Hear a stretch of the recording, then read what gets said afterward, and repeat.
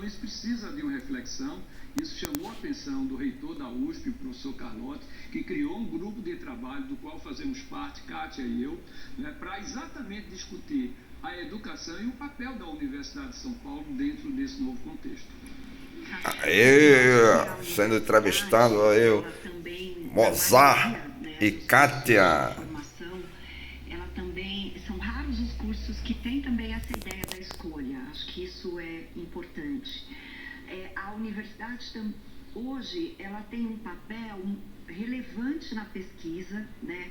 Acho que nós temos no Brasil pesquisas relevantes em muitas áreas do conhecimento, mas notadamente na educação, apesar das pesquisas serem muito relevantes, muitas vezes a universidade cria uma certa insegurança porque ela participa mais das ações de se posicionar a favor ou contra do que conjuntamente buscar as soluções. Então, todos nós, o Mozart já viveu isso, eu já vivi isso, que vivemos a vida universitária, acadêmica e depois assumimos um lugar na administração pública, nós sabemos o tamanho da falta que faz a universidade junto, ajudando a pensar as grandes políticas. Então, acho que esse é um papel importante, sem falar, claro, em tudo que ela precisa fazer no que diz respeito à formação dos educadores.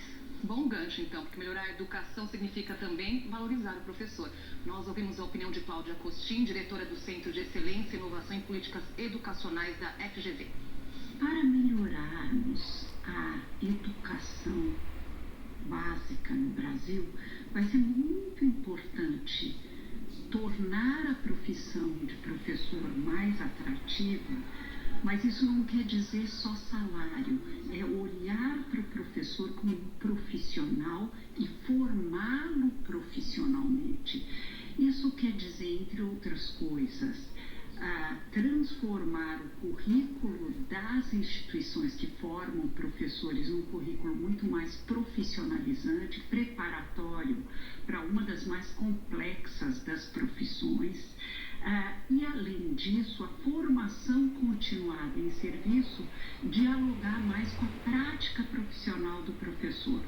Isso envolve ter incentivos para que o professor tenha contratos em tempo integral de 40 horas semanais, como as demais profissões que demandam ensino, formação superior, e reservar tempo na sua carreira, na sua jornada semanal, para trabalho com seus pares, planejamento colaborativo e formação continuada em serviço.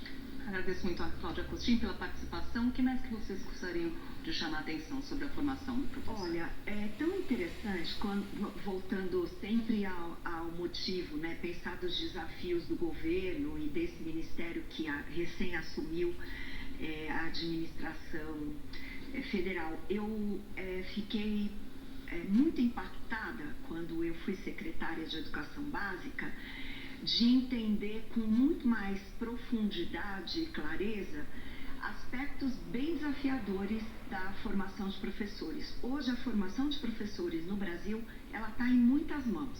Então você tem uma parte com os estados e até com os municípios, porque você tem as universidades estaduais e as municipais, você tem as federais e as universidades privadas. As universidades privadas hoje no Brasil formam muitos professores, eu diria que a maioria, né? Nós estamos com desafios de formação para algumas licenciaturas básicas, como Química, Matemática, Geografia, História. Então, acho que o governo federal pode coordenar muito essas ações para, talvez, criar um sistema de diálogo entre todas essas instituições. E nós temos aprovada, em 2019, uma base nacional da formação docente, acho que o Mozart pode falar muito mais sobre isso, que precisaria ser implementada. Bom, eu quero lembrar um ponto, não é que toda a formação hoje, majoritariamente do professor, na formação inicial, está no modelo de ensino à distância. Eu não tenho nada contra o EAD, mas o bom EAD né, que promove e não deixa a parte prática da formação do professor. Então, hoje, majoritariamente, todas as licenciaturas estão na base do ensino à distância. Então, a gente precisa integrar, sim, as novas tecnologias, mas não pode esquecer da formação prática do professor. Ao mesmo tempo, eu particularmente defendo que tem algumas instituições comunitárias, confissionais, que estão fazendo currículos inovadores nessa parte. Qual é o grande problema? Eles têm uma grande dificuldade porque o per capita aluno, o custo do aluno nessa licenciatura de boa qualidade é 5 vezes maior do que no EAD. Então eles não conseguem competir. Eu defendo, já tenho discutido isso, de retomar o FIES, que é aquele fundo de incentivo, né, de financiamento do estudante, que está estudando no ensino superior particular, seja confissional, comunitário, mas nessas áreas de currículos inovadores, para poder, exatamente no campo da formação, a gente ter bons professores bem formados. Esse é um grande desafio que o Brasil tem pela frente. Mas acho que é muito importante que a universidade não forme os professores sem dialogar com quem depois os recebe. Acho que é um desafio a ser vencido e, de novo, nós podemos ter um grande protagonismo do Ministério incentivando este diálogo. São muitos os pontos. Vou fazer aqui, quero ainda ouvir você sobre uma outra questão, que a gente sempre ouviu dos especialistas que o modelo do Ceará é um modelo bem sucedido, a ser seguido, e o ministro hoje da Educação, Camilo Santana, foi governador do Ceará. Então, o que ele deveria e poderia trazer dessa experiência? Olha, eu acho que tem muitas coisas na experiência do Ceará com a questão da alfabetização, assim como o Mozart bem lembrou de Pernambuco com o ensino médio, que são exemplares no sentido da implementação da política. Eu acho que nós eu diferenciaria ou somaria 2 aspectos. Um aspecto da política em si, você ter um bom planejamento, você ter metas, você poder incentivar que os municípios e as escolas participem desse grande projeto, né, de alfabetização, a formação dos professores, ter um currículo que, em torno desse currículo, você forma os professores, cria uma avaliação, monitora, traz incentivos fiscais. A outra coisa é saber que isso exige tempo e que a política, para ela dar certo, ela precisa ser uma política de Estado e não de governo. Ela pode melhorar a cada governo, ela pode ser aprimorada, mas ela não pode mudar radicalmente, senão você nunca alcança. Aí sim, Mozart, Kátia, fazendo avaliação da universidade, do ensino fundamental, do ensino médio. Mozart Neves, esse sim, foi cotado para ser ministro de Educação do governo Bolsonaro.